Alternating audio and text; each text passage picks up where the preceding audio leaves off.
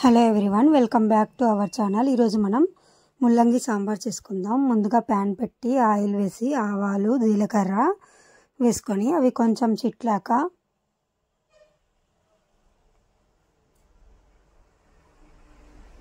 కొంచెం కరివేపాకును కూడా యాడ్ చేసుకుందాం.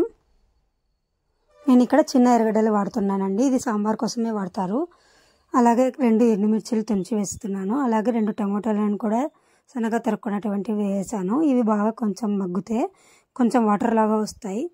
అలాగే కొంచెం ముల్లంగిని కూడా యాడ్ చేశాను. చూసారా, కొంచెం వాటర్ లాగా వచ్చింది టమాటో అనేది.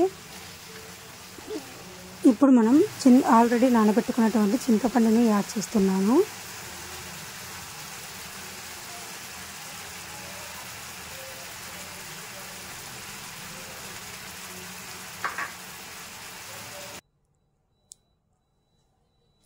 ఇప్పుడు కొంచెం కారం,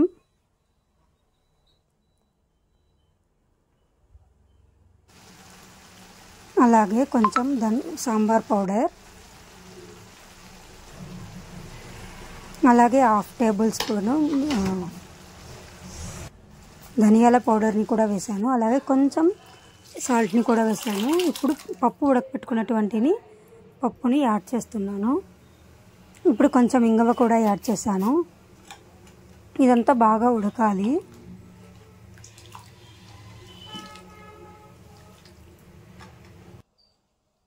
చూసారా, అలా ఉడుకుతున్నప్పుడు కొంచెం కొత్తిమీరను కూడా యాడ్ చేశాను.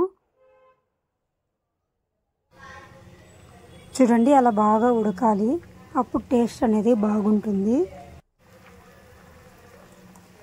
అంతే అండి, మన ముల్లంగి సాంబార్ రెడీ. చూడండి, చాలా బాగుంది కదా. మీరు కూడా ఒకసారి ట్రై చేసేయండి.